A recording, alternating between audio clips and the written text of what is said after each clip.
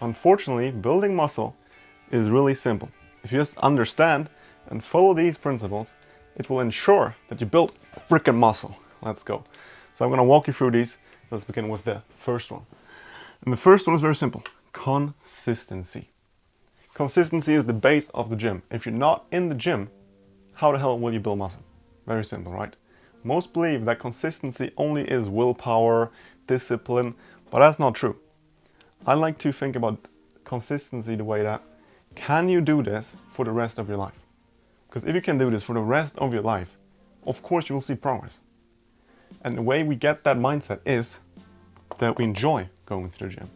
We enjoy doing the things that we need to do. So I do not recommend that you get a 6-day-a-week plan, try to get as many gains as possible, but instead you get a 3 or 4 time a week plan. Because we all know 6 times a week is not sustainable. It's not sustainable for life, right? We've got friends, we've got hobbies, we have responsibilities.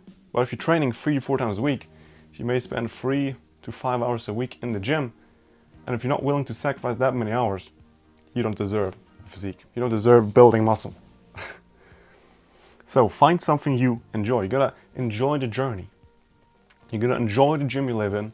You gotta enjoy the plan you're having. And you gotta enjoy the exercises. That is very important. There's a ton of good exercise out there, but choose exercises you like. Then when you have sorted out the first point, we go to the second one, which is overload. And with that I mean progressive overload. And progressive overload basically means that when you become strong enough, when you've built enough muscle to do, for example, 40 kilograms on bench press quite easily, you overload it, that your muscles keeps progressing, that you keep becoming stronger, keep building muscle. Because if you would not progress and just do 40 kilograms for the rest of your life, you would just be stuck, because you give no reason for your muscle to grow. And the way I do this is with rep goals. I've made a really in-depth video about that, but I'll give you a little summary. So in every set you do, you'll have a rep goal, a repetition goal. So for example, if we do bench press 40 kilograms and my repetition goal is 6 reps. When I do a set and I hit that repetition goal of 6 repetitions, then the next time I bench press, I add more weight. So now I'm not doing 40 kilograms, now I'm doing 45 kilograms instead. And then you have that in every single set. So when you get stronger, you just add more weight, that you need to force your muscles to become even stronger again. And what you need to do if you want to overload is that, first of all, you need to track everything. You need to track the exercises you do. You need to track how many sets you do on exercise, how many reps you do on exercise, and of course your repetition goals. This is incredibly important for progressive overload to even work. So you got to track everything, which will make it a lot easier for you to see more progress in the gym, but will also motivate you, because you see the weight go up, and the next week you get more reps and you see the weight go up again. It excites me a lot, and it should excite you as well if you like the gym. Then it will also force you to have good form, because if you always want to keep pushing, become stronger, you need to have the right technique. If you have the wrong technique, you will guaranteed 100% injure yourself, and then you can't train at all. So with overload comes tracking, good form, and also high intensity training. You want to train quite hard, close to failure, but not to absolute failure. So I myself train 1 to 2 reps away from failure in every single set I do. And the reason I don't train to absolute failure is very simple, because if you train to absolute failure and you fail a rep, then the next set is going to be trash.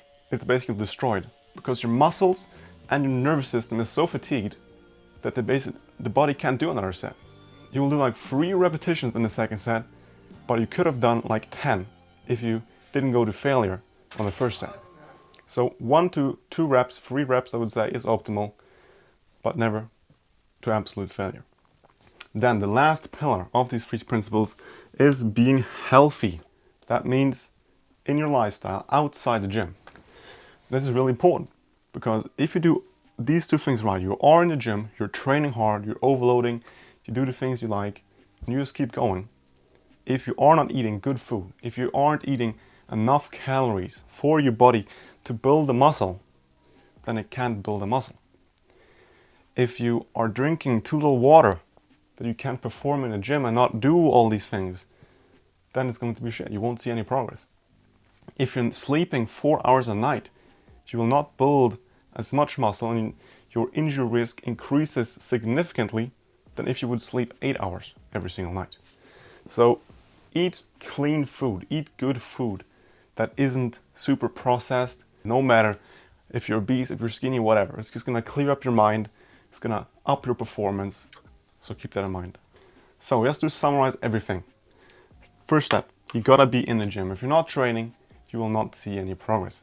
So you gotta stay consistent. And the way we do that is that we make it enjoyable. You know, we choose a plan that we like and we can keep going on. It's not like 6 times a week, all our life is just surrounding about the gym. No, the gym is an asset. It's complementing our life. It's not taking over it. Then, overload.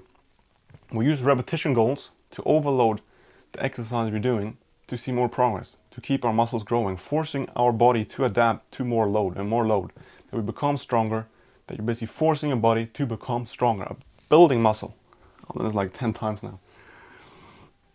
And that also means that you're gonna track everything. That also means you're gonna have a good form and you're gonna train close to failure, 1 to 2 reps away, but not to absolute failure. Then you gotta be healthy outside the gym as well, meaning you sleep 8 to 7, 9 hours a day.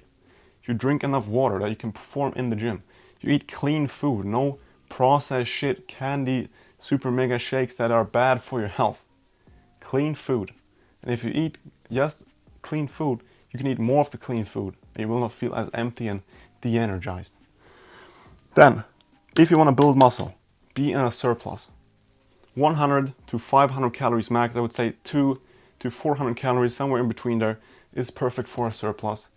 And the easiest way to do that is just to go on a website called calorie.net, and then the calorie calculator, you put in your age, your height, your weight, activity level, and then you search, and then you see how many calories, and you just add 200 to 300 calories above that, and then you'll gain weight and have enough calories to build muscle. So that was everything for today. If you have any questions, let me know in the comment section below, and have a freaking good one.